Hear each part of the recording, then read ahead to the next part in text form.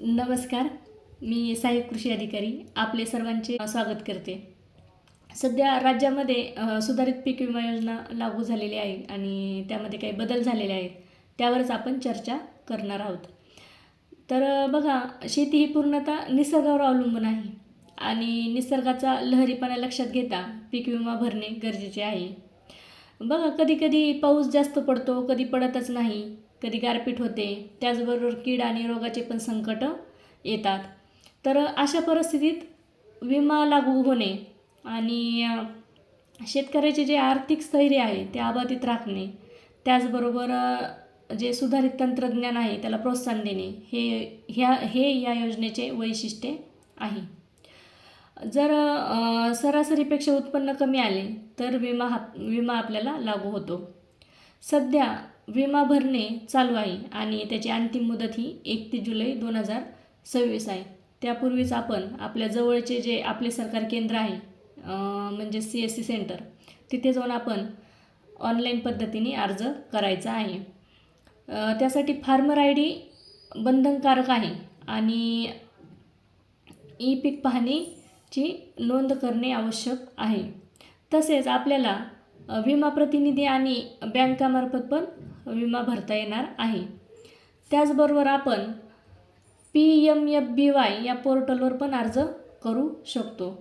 बघा, यामध्ये जे कर्जदार शेतकरी आहेत किंवा बिगर कर्जदार शेतकरी, भाडेतत्वावर जे जमीन करतात ते शेतकरी आणि बटाईदार हे सहभाग घेऊ शकतात. या योजनेमध्ये 14 पिकांचा समावेश असून त्यामध्ये तूर, मूग, उडीद, सोयाबीन, भुईमूग, मका, कारळे, तीळ, कांदा, भात अशा प्रकारचे 14 पिकांचा समावेश करण्यात आलेला आहे.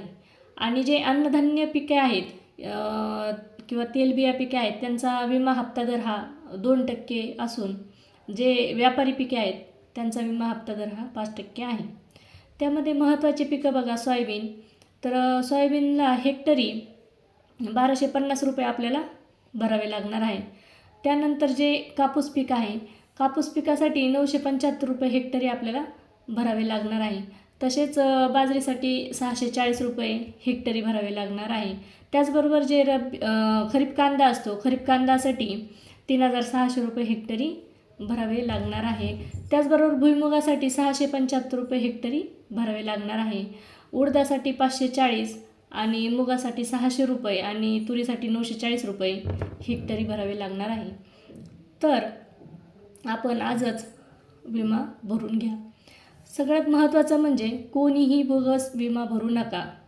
जर असे केलेले आढळून आले, म्हणजे क्षेत्रापेक्षा जास्त विमा भरला किंवा चुकीचा किंवा बोगस भाडे करार जर सादर केला आणि जर ते लक्षात आलं किंवा माहिती आढळून आली तर त्या व्यक्तीवर किंवा त्या खातेदारावर कायदेशीर कार्यवाही होणार आहे.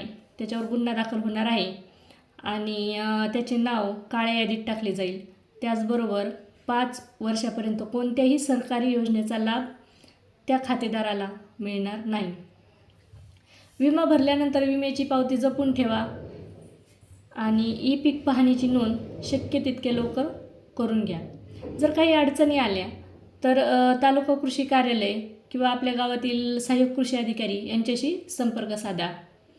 सर्वांना खरीप हंगाम 2026साठी खूप खूप शुभेच्छा.